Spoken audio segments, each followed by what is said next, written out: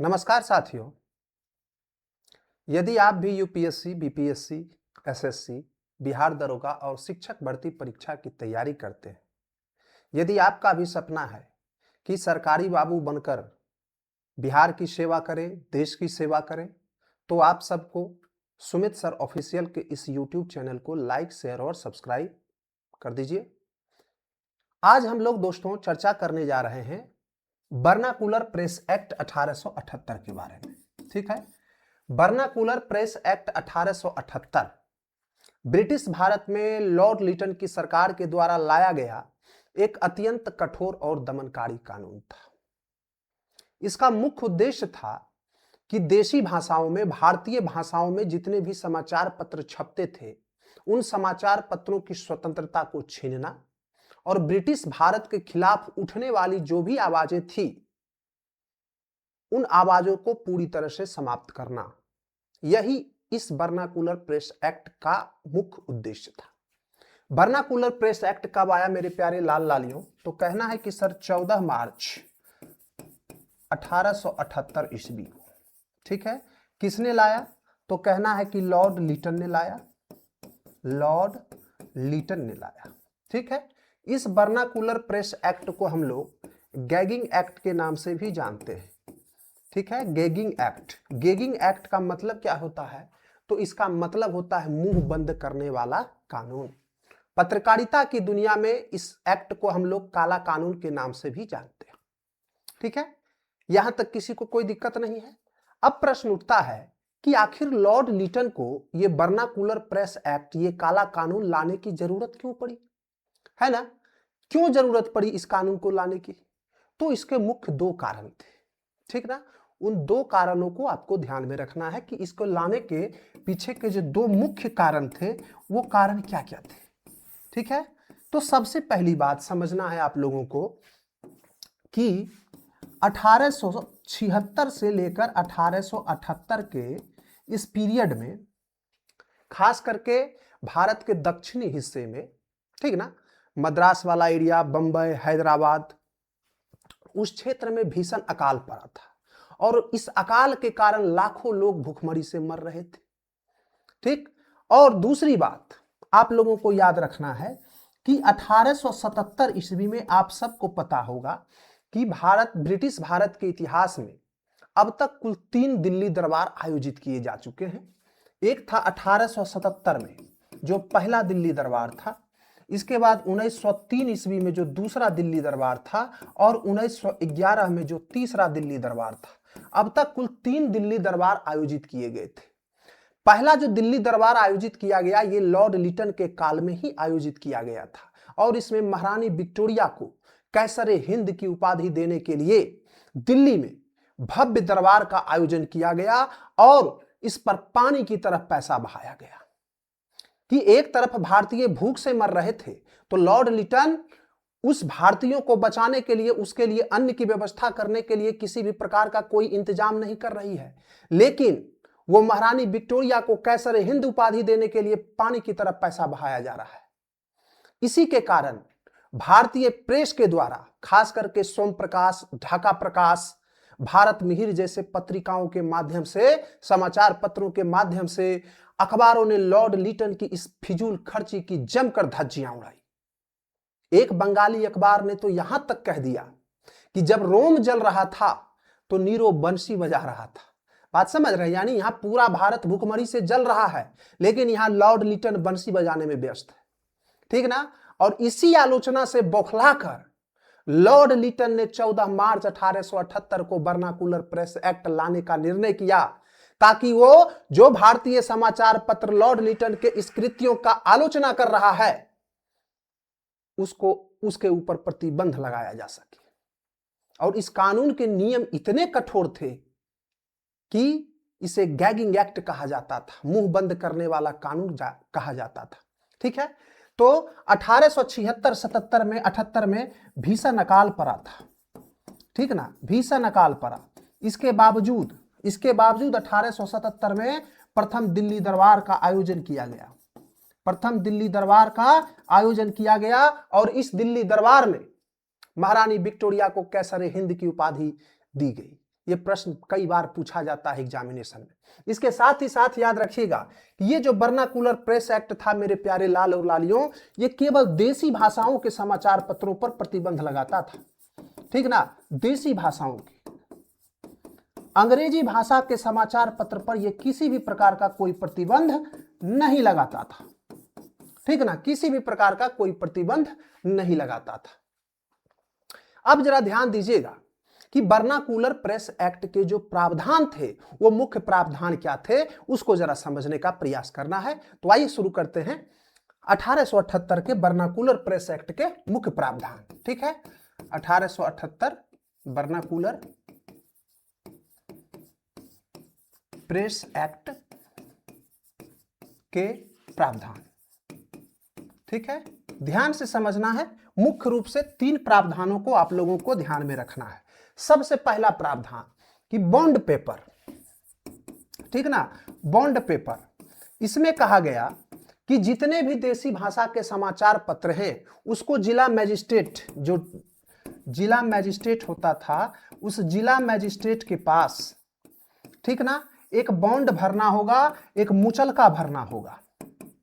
ठीक, एक बॉन्ड या एक मुचलका, इसी को हम लोग जमानत राशि भी कहते हैं, ठीक ना, जमानत राशि भी कहते हैं कि एक जमानत राशि आपको उस जिले के मैजिस्ट्रेट के सामने आपको क्या करना पड़ेगा, भरना पड़ेगा। इसके साथ ही साथ इसमें सेंसरशिप भी लगाया गया था। सेंसरशिप, सेंसरशिप कहने का मतलब है हमारा कि यदि किसी भी समाचार पत्र, कोई भी समाचार पत्र यदि ब्रिटिश सरकार के खिलाफ कुछ लिख रही है, कुछ छाप रही है, तो इसके लिए आपको पहले क्या करना पड़ेगा, मैजिस्ट्रेट को दिखाना पड़ेगा। ठीक है, मैजिस्ट्रेट को दिखाना होगा कि हम क्या छाप रहे हैं। यदि मैजिस्ट्रेट परमिशन देता है तब आप उसको छाप सकते हैं, अन्यथा नहीं छाप सकते। और यदि मैजिस्ट्रेट परमिशन नहीं देता है, यदि नहीं देता है, बिना मैजिस्ट्रेट के परमिशन के आप ऐसा करते हैं, तो आपका समाचार पत्र क्या कर दिया जाएगा, बैन कर दिया जाएगा और जमानत राशि जब्त कर ली जाएगी, जमानत राशि जब्त हो जाएगी। यहां तक बोलिए किसी को कोई दिक्कत है? और जमानत राशि जब जब्त हो जाएगी तो उस जमानत राशि को पाने के लिए या किसी भी तरह का कोई अपील करने के लिए इस मैजिस्ट्रेट के निर्णय के खिलाफ आप कोई भी न्यायालय भी नहीं जा सकते, न्यायालय भी नहीं जा सकते। ठीक है, यहां तक बोलिए किसी को कोई दिक्कत है? अब देखिए, जब इस तरह के प्रावधान लाए गए वर्नाकुलर प्रेस एक्ट द्वारा, तो याद रखना है आप लोगों को कि 1878 ईस्वी में 15 मार्च 1878 ईस्वी को एक समाचार पत्र हुआ करता था, अमृत बाजार पत्रिका।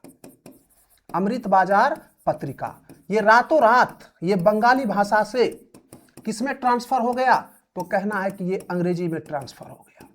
ठीक है, ये रातों रात अपना जो समाचार पत्र था ये किसमें ट्रांसफर हो गया, तो कहना है कि सर बंगाली से अंग्रेजी में ट्रांसफर हो गया। ये अमृत बाजार पत्रिका की जो संस्थापक थे आप सबको पता है कौन थे, तो शिशिर कुमार घोष और मोतीलाल घोष 1875 में शुरू किया गया था और 1878 में इसके ऊपर क्या किया गया, प्रतिबंध लगा दिया गया और इसका जो भी जमानत राशि था वो सब कुछ जब्त कर लिया गया। ठीक है, और हालांकि बाद में इतना बात आपको ध्यान रखना है। अब जरा ध्यान दीजिएगा, एक प्रश्न और आपसे यहां से पूछा जाता है कि वर्नाकुलर प्रेस एक्ट के तहत प्रतिबंधित होने वाला सबसे पहला समाचार पत्र कौन था, तो कहना है गुरु आपको, ठीक ना, कि सबसे पहला समाचार पत्र सोम प्रकाश, नाम याद रखिएगा, यह सोम प्रकाश जो था 1858 में यह शुरू किया गया था ये समाचार पत्रिका। और ये समाचार पत्रिका आप लोगों को हम बता दें, ठीक ना, कि 1878 ईस्वी में इसको वर्नाकुलर प्रेस एक्ट 1878 के तहत इसके ऊपर कार्रवाई की गई। ठीक ना, इसका जो भी बॉन्ड था, जो भी जमानत राशि था उसको जब्त कर लिया गया। ठीक, जब्त कर लिया गया। हालांकि 1879 ईस्वी में ये सरकार के, ये ब्रिटिश सरकार के नियमों का पालन करने के लिए फिर मान जाता है, तो 1879 में ये समाचार पत्र फिर से शुरू होता है, प्रश्न ये भी पूछा जाता है कि इस सोम प्रकाश के संपादक कौन थे। तो याद रखिएगा, इसके जो संपादक हुआ करते थे ईश्वर चंद्र विद्यासागर और द्वारिकानाथ विद्याभूषण। ठीक ना, द्वारिकानाथ विद्याभूषण इसके संपादक हुआ करते थे। इसके अलावे एक और समाचार पत्र हुआ करता था जिसका नाम था बाबू सहचर। ये सहचर भी ये बंगाली भाषा का ही समाचार पत्र था। ठीक ना, ये भी बंगाली भाषा का समाचार पत्र था और वर्नाकुलर प्रेस एक्ट के तहत इस समाचार पत्र पर भी क्या कर दिया गया, प्रतिबंध आरोपित किया गया। इसके अलावे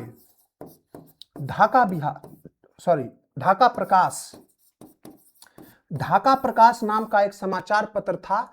यह भी बंगाली भाषा का ही समाचार पत्र था। इसके ऊपर भी क्या कर दिया गया, तो इसके ऊपर भी प्रतिबंध आरोपित किया गया।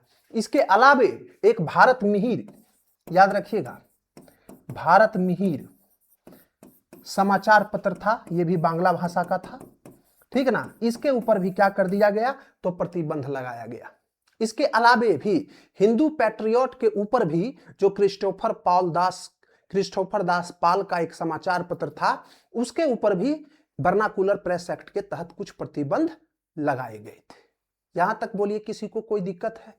बात अच्छे से समझ में आ रही है कि नहीं? अब जरा ध्यान देने की बात है यहां कि ये जो वर्नाकुलर प्रेस एक्ट 1878 14 मार्च 1878 को लाया गया, ये वर्नाकुलर प्रेस एक्ट समाप्त कैसे होता है? ठीक ना, देखिए, जब ये वर्नाकुलर प्रेस एक्ट आया तो आप सबको पता है कि 1876 ईस्वी में एक एसोसिएशन बना था जिसका नाम था इंडियन एसोसिएशन। आप सबको पता होना चाहिए, ये बात बहुत इंपॉर्टेंट है, एग्जामिनेशन में खूब पूछा जाता है।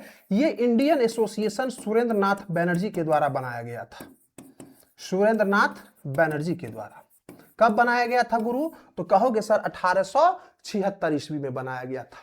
तो 1876 में बना ये एसोसिएशन जो सुरेंद्र नाथ बनर्जी के नेतृत्व में काम करता था, इन्होंने जमकर वर्नाकुलर प्रेस एक्ट की आलोचना की। ना सिर्फ भारत में इसकी आलोचना की, बल्कि ब्रिटेन में भी वर्नाकुलर प्रेस एक्ट की जमकर आलोचना की गई।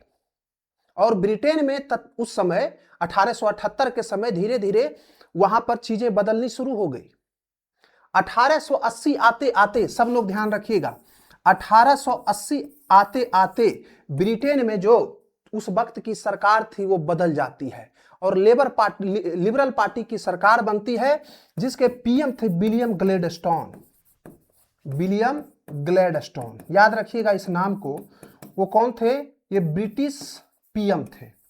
ठीक ना, विलियम ग्लैडस्टोन ने क्या किया, तो 1880 ईस्वी में, याद रखिएगा, 1880 ईस्वी में इसने लॉर्ड रिपन को भारत का वायसराय बनाकर भेजा। ठीक ना, किसने? लॉर्ड रिपन को। किसने? विलियम ग्लैडस्टोन, जो ब्रिटिश पीएम थे।